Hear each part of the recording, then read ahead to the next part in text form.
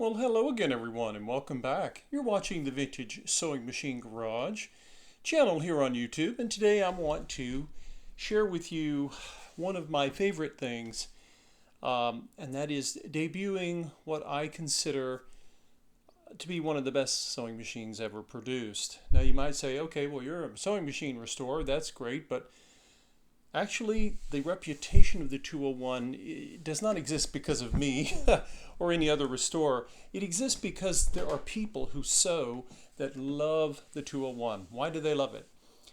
It is one of the most quiet sewing machines you will ever hear or not hear.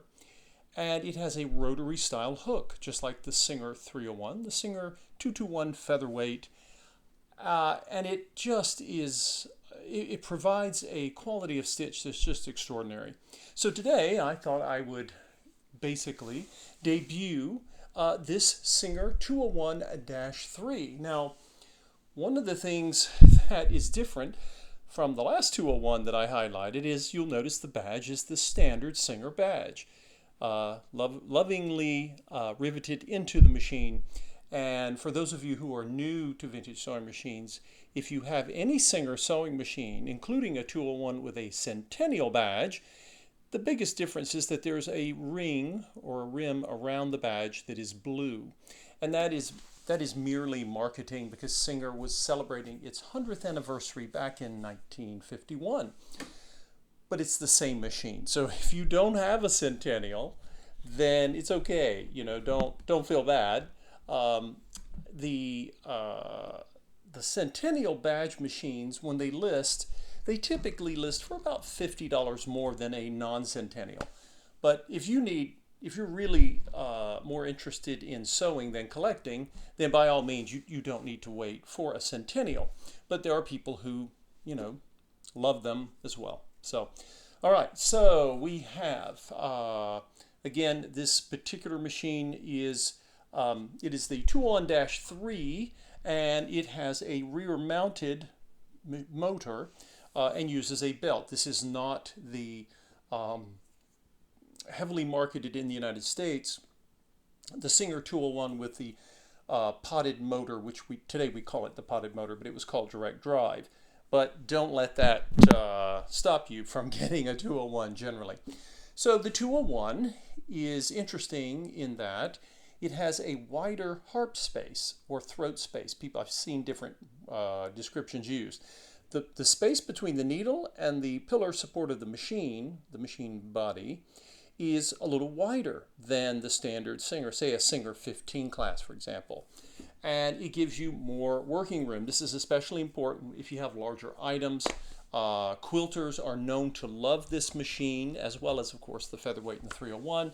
Now, this is a top-loading machine, right? So if you're quilting and you're in the middle of a quilting or doing your quilting squares, if you're doing quilting squares, it may be okay. But if you're actually doing quilting with this machine, and those of you who are quilters, please chime in here because you're the experts in quilting, certainly not myself.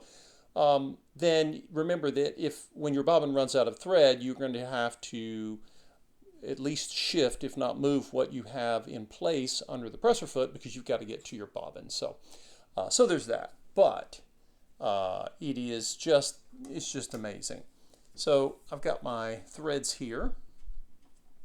What else to say about the 201? Well, you have stitch length control. The longest stitch is in where the lever position you see down here. Reverse is all the way up. And you can get to shorter stitches just below the midway mark. You don't want to go above that, or you end up with a ball, a little mouse nest of thread you don't want. And that is, essentially you have, stitch length control. And this machine will go into reverse. Some machines in the early advent of back tacking or reverse tacking, sewing machines would back tack, and most people just wanted that to lock in their stitch. With this machine, it has what Singer called direct feed, and what that meant is you could be sewing forward and just move it up into reverse and it would sew backwards in a more smooth fashion. That's about the extent of my knowledge of direct feed. In any event, it is it is something else, and it is a very strong sewing machine. So I've got a piece of medium weight cotton, so sort of a cotton woven fabric here, something you might make a tote bag out of. And I am going to, I've already been testing it, of course. All of the machines that I find new owners for get put through an extensive testing once I've done, when I think I'm done with the restoration, and the machine tells me if I'm done because I can tell by the way it performs. So I'm going to get the machine set up here, and we'll start over here on the right side, so we'll get a clean run of stitches, and we'll start, of course, with the longest stitch length, and we'll get a little bit of a zoom here so you can see a little more closely what all the fuss is about with a Singer 201. All right, don't think we need our light today, but it works if we do. All right.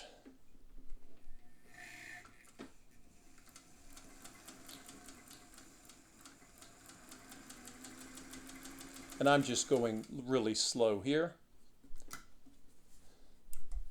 And we'll come over and make another row. And we'll come a little faster this time. And of course, there's the direct feed, just goes into reverse like it was nothing, you know. And that may not sound impressive to those of you who have new machines today, but back in the day, you know, every feature that we come to expect in any machine or device was once brand new. Okay, so we're going to come over, and again, you've seen this in some of my other videos with the 201. I'm going to come up, and I'm going to come up right into, going to get a lot more stitches per inch, which will shorten our stitch. But again, remember, this is not digital, so don't put it at 0 or just above, or you'll end up having a lot to untangle down here in the bobbin area. There we go. All right, let's see what the machine would like to say to us now that we have the shorter stitch. And I can tell that the fabric is moving too slowly. I need to make it just a tad bit longer now. The machine needs to be able to feed. If you get the stitch too short, you don't get a stitch at all. But of all the machines I have ever seen, can you guys hear that humming? And there's really very little, if any, vibration. Of course, the machine is in a table. That helps, but it's just an amazing thing. And if you are a sewer, if you've never sewn with a Singer 201, the first time that you do, you won't forget it, because people see the stitches the machine makes and they just go crazy over it. All right, let's see what we've got here. And we've got some good daylight coming in, and I'm going to put the fabric down so it's not floating around and making you guys dizzy. Let's see here. All right, these first two rows. These were the early testing I did, and over here you can see I have long stitch length, and you can see my back tacking. That's why it looks extra heavy there. Came back around, or maybe it was this direction I came in. There we go. You can see the lovely that long stitch came over here, did a U-turn, came over here to the left, and then came back and did a very short stitch. I have called this a microdot stitch. That's just me making up a term, but I say that because it is willing to stitch very short stitches. And it's my understanding that once upon a time, people would use very short stitches when they were sewing knits, because knits, remember, during the era when this 201 was made, there were no reverse stitches to build in slack, and so you really had to see if I can move this up. There we go. So this is the other side, and I believe I have a white thread. So it's, sorry folks, it's a little harder to see. And over here you can see the long stitch length, right? You see the little dot representing the top thread, and then you see here on the bottom. And again, this quality of a stitch is something that I learned from those of you who sew. because when I first began my exploration into this hobby of restoring sewing machines, I didn't know anything about stitches, and I'm grateful to all the many amazing sewists that I have met over the years who have taught me what is a balance stitch and why does someone who quilts, or say maybe they sew couture gowns, wedding gowns, people who for whom a dedicated, straight lock stitch machine is what they want, artisanal, I don't know if that word applies here. They are the ones who taught me, this is what a glorious stitch looks like. Because many sewing machines will sew a very secure, a balanced stitch. You've seen all these different brands and models that I have. But again, this is what the clients that I've met over the years, the people who, many of whom have just decades of sewing experience, and they go on and on about the Singer 221 Featherweight, the Singer 301, the Singer 201 that you see here, and many other machines for that matter. These are not the only great sewing machines, and I've mentioned to you all that, good grief, over the years there are so many brands and models, and there's a few that aren't so great, but the vast majority of them are incredible. And that is why, all these years later, what is it, 75 years plus later, someone wants or is told they should be looking for a Singer 201. So whether it's a 201-3, which has your traditional rear mounted motor with a bracket and a belt, or the direct drive, or what we call today the potted motor version, which was largely sold in the United States. And regardless of which one you choose, they both are going to give you these just incredible stitches. And again, I'm saying this not as someone who has sewing skill, but I know what a good stitch looks like because I've been taught by some of the best sewists in the world, because they've been clients coming to me hoping that I'll be able to either restore their machine or I'm restoring a machine that they are on the lookout for.